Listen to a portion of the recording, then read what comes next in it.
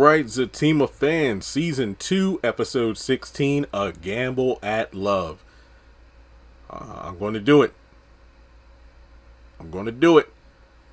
This episode is getting higher than a 10 out of 10. I can't remember the last time I gave a Zatima episode higher than a 10 out of 10. I know Deja, her introduction in Season 1, I gave the episode like a 20-something for her dancing. That was just like out of this world good. But this episode gets a high score for a different reason. Backstory, character interaction, world building. Oh, this episode had it all. Except for Deja. But yeah, this episode had it all. We had a little bit of this, a little bit of that, some drama, Connie at the end. But we're getting a 15 out of 10. Seriously, this episode was really good. And the highlight, just Henry and Mona are a joy to watch together. You know, typically it's just Henry. I'm like, yeah, Henry's awesome. But this episode, just seeing these two bounce off each other and in some respects being an older, version of Zach and Fatima, I felt was really good. Like I forgot her name. In Sistas, the new client of Andy's that came in and basically told her backstory, which was kind of like a mirror of Andy and Fatima's journey so far. It's kind of like that. I don't know why, but just seeing a older, more experienced couple sitting down with one of the main characters or the main couples we've been following since Season 2 of Sistas and dropping some life advice. This is why I wish we saw more parents and or relatives of the Sistas cast, because it just adds such depth to these characters. And I love it. But before moving forward, please take a moment to hit the thumbs up button to show you like the video. Hit subscribe. Trying to get this channel to 10,000 subs, before the end of the month. That would be pretty cool. But, first of all, as I mentioned at the end of the episode 15 review, just thank you for watching my content on here like you would on my main channel. It helps, balance things out in terms of ad revenue, views, and engagement on the content. Because the Zatima reviews are doing very good. And I know it's going to help this channel weather the storm until Sistas comes back in early October. So we pick up where we left off. We had a hell of a cliffhanger at the end of episode 15. I'm like, this mother Paul is messing around my girl Valerie behind her back with Fatima. But it turns out, and Zach and his pettiness is hilarious, but it turns out Zach is like, oh, I'm about to expose his ass here. Yeah, okay. Hey, Val, can I still call you Val? Val. Just so you know, Bob the fucking builder has been letting other women mess around with his tool belt, if you catch my drift. Yeah, go on, Paul. Tell him, Paul. Tell her, Paul. Tell her. How do I know you? Yeah, tell her. I ain't saying a damn thing. Val, he gonna tell you. It turns out these two are actually divorced, yet they still call each other honey. And I ain't gonna lie, Tyler Perry flipped it. Like, he had me going. Like, the ending of episode 15 had me going, I know this Negro didn't. Well, in episode 16, yeah, turns out it's not what it seemed to be. So from there, it's kind of the back and forth of, hey, how do you know Zach? Basically, well, he was dating this girl that I was seeing, or this one I was seeing, engaged. Yeah, right, something like that. So basically, Val is confused by the entire situation, but regardless, it's brought up that, hey, we're not going to purchase the property.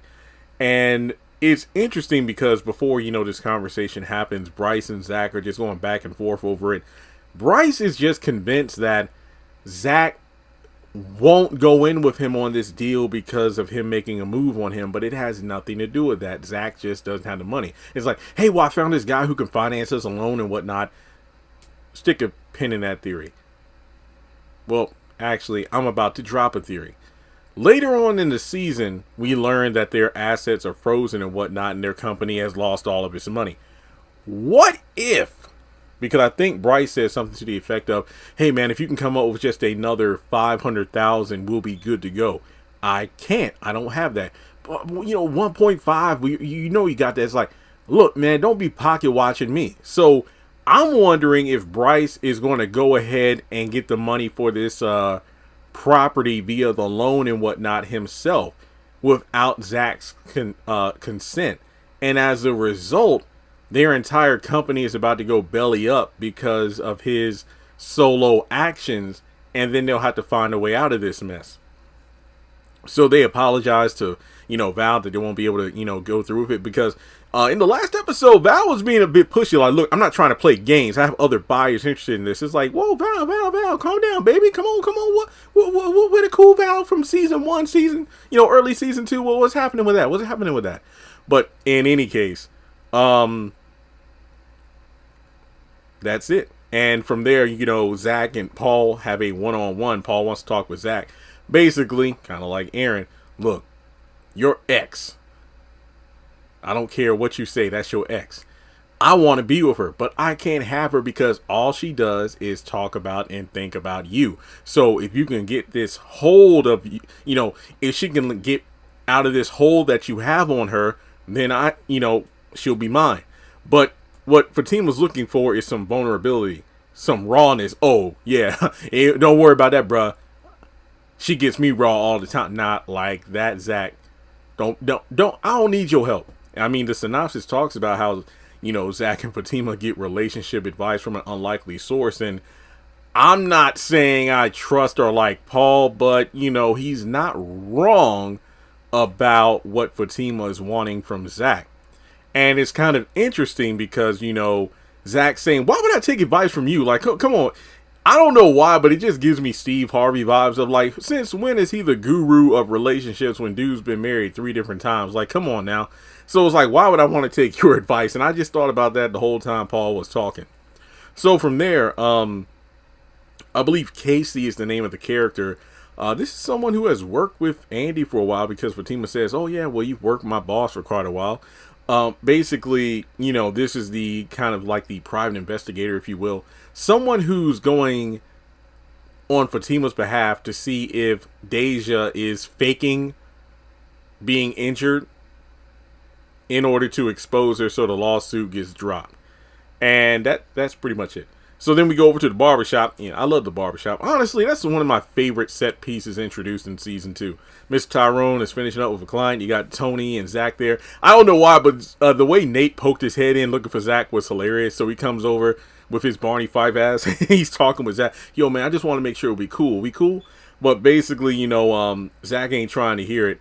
And, it's kind of a follow-up scene from the last one in regards to, hey, man, are we cool? I just wanted to let you know I ain't know anything about that profile. Zach is still giving him the cold shoulder, and he wants to know, what you getting the edge up for? What you getting the shape up for?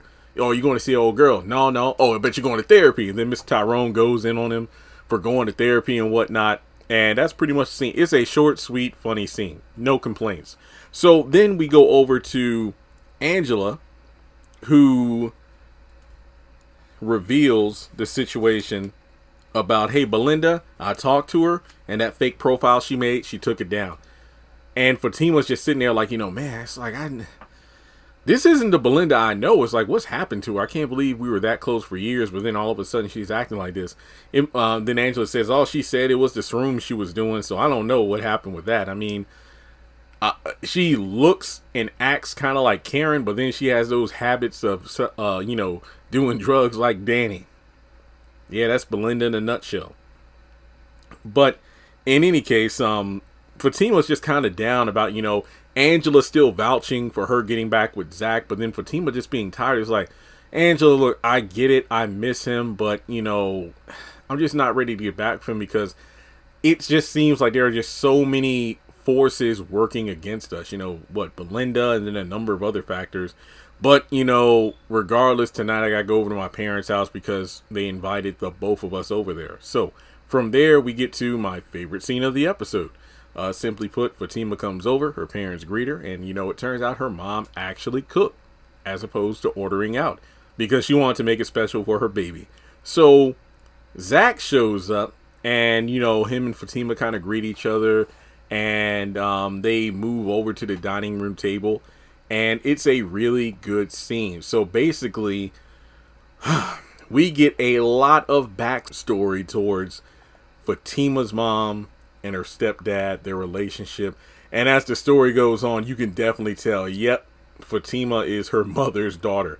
So simply put, because I just love it, because these are older folks like, look, cut through the bullshit. We ain't got to do 22 minutes of filler. We're going to just tell you like it is. So me and your mom, we've had a jacked up relationship, but we are living proof that if both parties are willing to put in the effort and are willing to make it through the rough patches, then you can have a solid relationship. I love how they don't present it where it's like, oh, we're the picture perfect couple, and Fatima, you're dealing with this roughneck, this ruffian, this jailbird. You'll never work out. You're going to date somebody that I pick out for you. No, it's like, yeah, I'm not as clean cut bougie as I appear. Me and your dad have gone through it, but we made it through. So essentially, when Mona was still in love with Fatima's father, basically, she didn't want to let go of that life because of the thrill and the excitement. When Henry came along, he pretty much fell in love with her quickly, and he wanted to show her, the other side of life, that not everything has to be street related. And as a result, and I can attest to this from experience, she thought of him as a square. But the more he continued to show her the other side of life, despite the fact that she had such a tight grip in them streets, she eventually let go of Fatima's father and opted to be with him, with Henry. As time went on, though, they got engaged, but he actually got cheated on. Mona messed around, as Henry would put it, got with that street nigga again. It's like, whoa. Basically, it's like Mona's like, look, you ain't got to tell him all that. Look, I'm telling the story, okay? So from there, it broke Henry's heart. So he decided, you know what? Fuck it, I'm going to sleep around too. And, that included a little fast thing like, the one living next door to Zach right now, aka a Deja type of character. And from there, that involved some fighting and whatnot. And even earlier in the story, Henry mentioned, I fell in love with this woman. She was kind of street, had a gun in her purse. Zach's like, sounds familiar. But she was classy too. Also sounds familiar. So yet again, yeah, Fatima is her mother's daughter. So after, the mishap of their engagement being called off, both of them, sleeping around with other people, they eventually went to therapy, worked things out, and well, they ended up together. So from there, they pretty much explained to Zach and Fatima about the work that needs to be put in. Now, to play non-biased because I'm a male advocate, it felt like, more of it was put on Zach. Like, oh, is Zach putting in the effort? This, that, and the third, where Fatima really doesn't get called out for her situation. Now, it was mentioned how, I went to therapy before, and Zach is going through right now trying to heal. And I'm like, well, Fatima's therapy was in her late 20s. Head canon here. Fatima, I'm guessing, is like in her mid 30s. So I'm thinking the Ian stuff happened after she went to therapy. Possibly she went to therapy to begin with due to, I don't know, maybe family stuff. Because remember, it was mentioned that at some point she did bring her family to therapy. So then the Ian stuff happened, and then, that therapy kind of wore off to an extent. And as a result, she's damaged in a way that she thinks like, that's like me. And you've seen me. That's like if I went to the gym today and then 3 months later, I'm still eating poorly. And it's like, well, bro, why don't you go to the gym again? I went to the gym 3 months ago. No, you got to be consistent with it. So when it comes to Fatima and therapy, yeah, you went to therapy, but just because you went to therapy years ago doesn't mean that you're good to handle the situations you're in right now. So it doesn't all have to be on Zach. So when they bring up the conversation of, hey, this situation isn't going to be fixed in one night, it's going to take some time and it's going to take some effort. And truth be told, Zach has been putting in far more effort than Fatima. Fatima's whole thing is, no, I'm not ready to get back with him because he needs to, realize how hurt I was by what he did. So I'm just going to let him sit with that, just to kind of show him that I'm not going to take it. And he, needs to keep fighting for me and stuff like that. And I'm like, at some point, Zach ought to just say, screw it. And Zach does come with a lot of baggage. I am not denying that. But just like with Paul, it's only so much a man will take before he'll be like, you know what, it's not worth it because I'm doing all this stuff to show that I care. But for you to just continuously leave me out there hanging, it isn't going to work for me because you're not putting in any work. And like I said, it's Zach who's putting in all the work. Fatima isn't doing anything but quote unquote making him realize the error of his ways. And I've already done a video about her reaching about the whole elevator thing. I mean, if it was about the hospital thing, yeah, that hurt, to see him there with Connie after he kicked you to the curb. But she literally said in the therapy session it was about the elevator argument. And I think that's a weak foundation for her stance on not going back to Zach. So from there, they go off on their way. And I think that Zach is in good with the parents. I mean, when the mama makes you a to-go plate, I think that's, especially when she gives you the Tupperware, I think that's a sign that you all right. So from there, they go outside and, Fatima basically says that I'm not ready to come back to you yet. So just keep putting in the work. I'm like, I'm going to keep trying. But yet again, there's never a conversation of Fatima on what she's going to work on or what she's going to try to do better. It's always about Zach chasing after her. But then the moment that Zach is like, you know what? I love Fatima, but I've tried so hard and she's not budging. So you know what? I'm going to turn my attention to someone else. The moment he does that, see, men ain't shit. I'm tired of this. There ain't no good men out here running after these little heifers and whatnot. Well, he tried to run after you, but hey, guess what, Fatima? You were laid up with Paul for a whole night. Zach has never laid up with another woman since he's been with you. Yeah, I said it.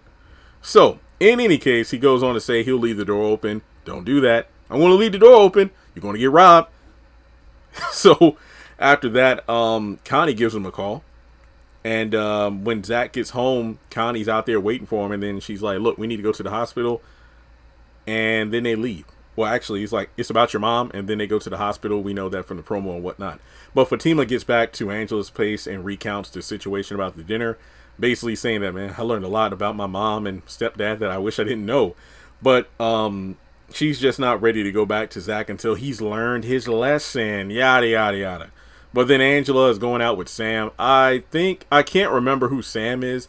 If Sam is the guy that was with Paul basically for the double date a couple episodes ago, or if Sam was like the tall, light-skinned dude from earlier in the season. I forgot. The one that they met at Club Eatin', I forgot. But that's essentially episode 16 in a nutshell. Like I said, the best part was definitely the interactions at the dinner table with Zach's, Fatima, and her parents. So, great acting by all. I seriously can't wait until next week. I don't want to rush it, though, because we only got 2 more weeks of episodes left. But, yeah, Zatima knocked it out of the ballpark for the 3rd week in a row, and I could not be more pleased. So, with that being said, let me know your thoughts in the comment section below. Like and subscribe, and I'll catch you in the next one.